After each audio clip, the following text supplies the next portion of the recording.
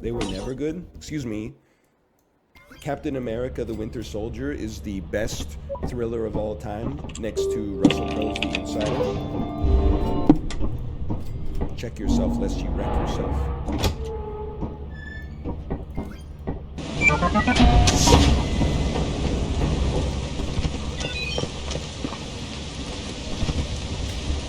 That seems good.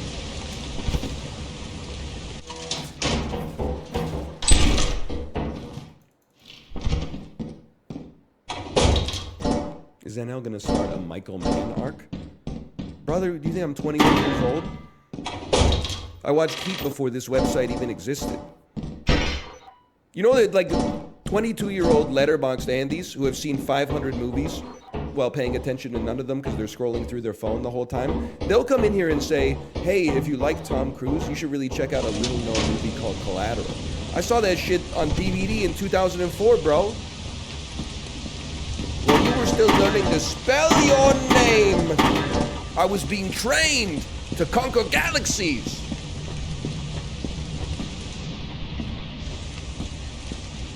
That's Battlefield. You should watch Crank. Now we're talking. But aren't you forgetting something? Guy who likes Crank but thinks Crank too high voltage is just a little too much for him.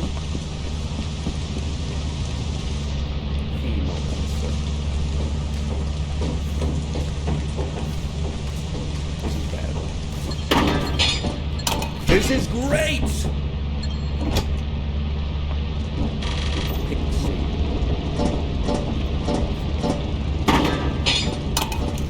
Like I am having a mental breakdown.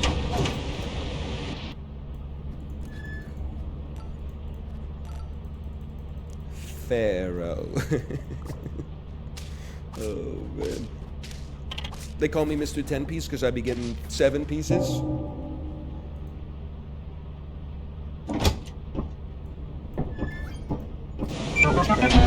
Sex scene again. It's both of them. In Crank 1, he has intercourse with Amy Smart at a horse race with the audience viewing him because he has to keep his adrenaline pumping to keep his heart rate over like 150 BPM, so he'll die. In Crank 2, I think he has intercourse with Bai Ling while he's on fire. It's been a while.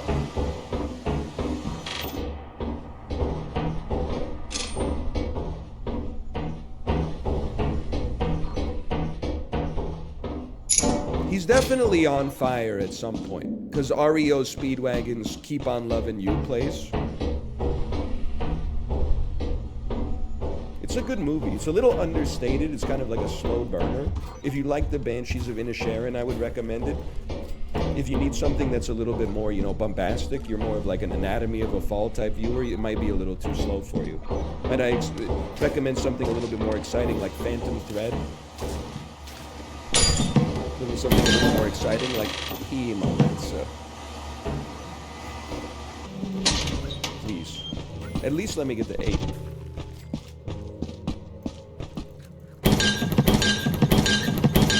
Do you like Phantom Thread? I haven't seen it, to be honest with you. Well, I have seen the house it bought, and it's lovely.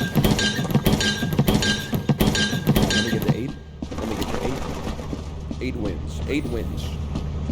They call him Mr. 7-piece the way he gets the 7 pieces.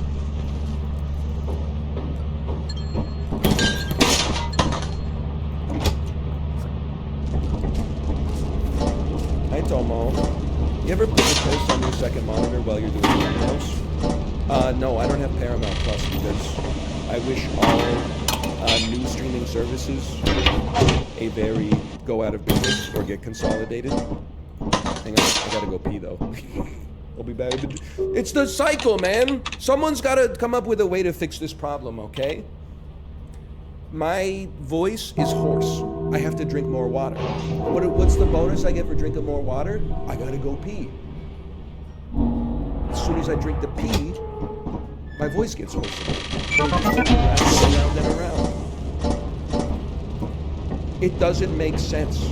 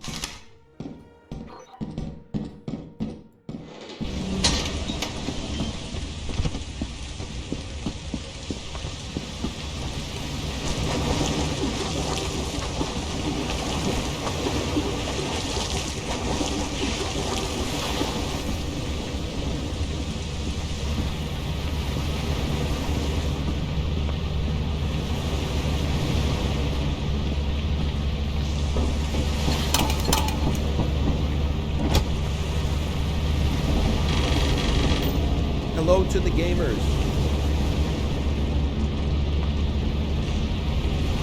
Yeah, we got some new art back here. The camera's all messed up. That's most of our problems today. We have a piece of artwork here that was created by my daughter with some help from the teacher, for sure. It's very nice. And then I put the YouTube 1 million subscribers plaque back there. I had to do a virtual interview for a school we want our daughter to go to, and Kate said you should put the 1 million subscriber plaque back there to make your job look more legitimate. And I was like, you know what? For my family, I will do it. She's so right. I also, during the interview, or prior to the interview, I also took the icicles off. Because I was like, that does not look professional.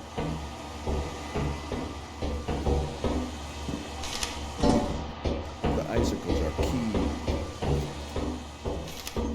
They really tie the room together. Okay, next round, this is going to go crazy. Rip to you, Ottawa Senators, but next year you guys are going to be dangerous. Let me be like a bear boogeyman.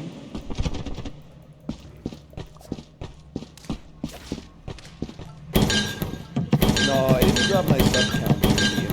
It was kind of like, I don't know if it's positive or negative, but when I was explaining what my wife and I do for work, she said, "Oh, that sounds like a video that like my kids watch on YouTube." And I was like, I think that don't read into it too much, but it could go either way.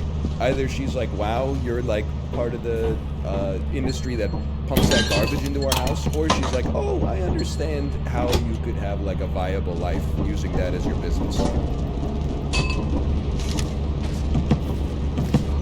I chose not to read into it too much.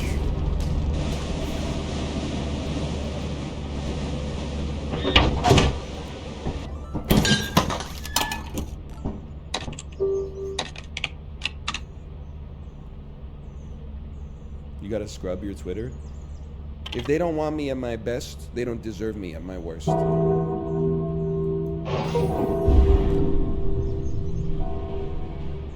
know what? Let's go a little crazy here.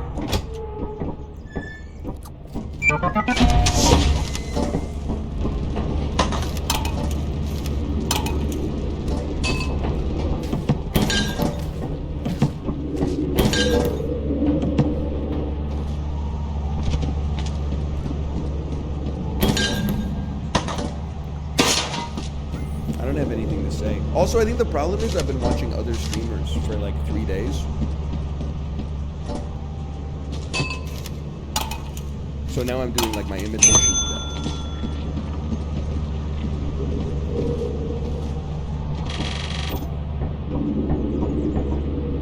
Just chill. Nice battle with Chip and movie to movie. Thank you, thank you.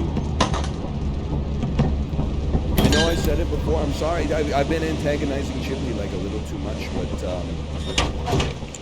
I really was stunned by the fact that the man knows nothing about film. He knows none movies. Even the movies he's seen, he does not know. I know I already already said it, but how do you skip Infinity War? You actually can't craft like a more ridiculous movie to play a skip on in Cine 2 Nerdle. He skipped on Avengers Infinity War. Yes, he skipped Jurassic Park actually many times.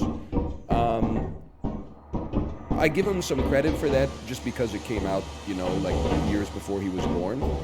But at the same time, the unforgivable one is that it's the same movie every time. You know, you always start with Jurassic Park, and every single time he played like 7 movies with Jurassic in the title off of it that were not Jurassic Park.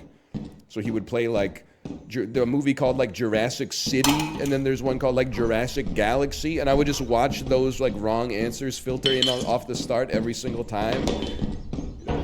Eventually he would get it. It was, I mean, it's not a big deal, so he doesn't know movies. But like, it's more for me that it like shattered my worldview because I thought he knew movies. Because he has a letterbox with 400 movies on it. Whereas I have a letterbox with 8 movies on it. So I just assumed, obviously wrongly, that he knew what he was cooking. We saw you being a Googling Gary. I was being a chatty cat. I was alt-tabbing to chat because he would show his letterboxd, and then in Cine 2 Nerdle, I would only give him movies that he had seen on his letterboxd. And when I played it, he would go, what the fuck is this? Who's in this? And then I would go to chat and I would go, what are you talking about? It's like in your top 5 movies on Letterboxd. I also realized if you look at Chibley's letterbox, like, he doesn't treat it in the way that like a normal human being would. A 5-star movie on Chib's letterboxd is a movie that's bad that he likes ironically. Like a High School Musical 2. And then the 4.5 stars, he's never given a movie 4.5 stars. 4 stars is one of the best movies that Chibley has ever seen in his entire life. That's where like the Banshees of Inisherin goes for him. That's where Thoroughbreds goes for him. That's where The Menu goes for him. His favorite movies of all time. 3.5 stars doesn't exist. 3 stars is, I didn't pay enough attention while watching it to feel comfortable saying I didn't like this movie, but I didn't enjoy what I saw. Then there's basically nothing from 2.5 down to 0.5, and then there's 0, which is like, this is the worst film I've ever seen. Once you learn that and you filter like every rating through that flowchart, you can start to get a portrait of a man on fire.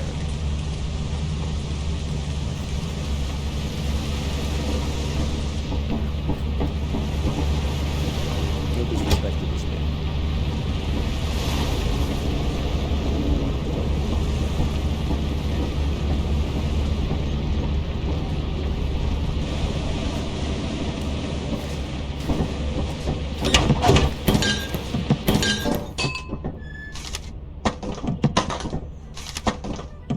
Will we see you in the Streamer Awards nominations? Brother, how would I know? This shit's not rigged. 2 free please. This isn't like when I went to the end of year assembly in 5th grade and looked out into the stands and I was like, why the heck is my mom here? And then when they were like, the Academic Achievement Award for 5th grade goes to my name, and I was like, it all makes sense now. As far as I know, that shit's being discovered at Runtime, bro.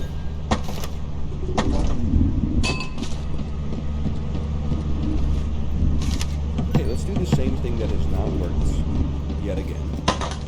What could go wrong? Hippo could go right, though.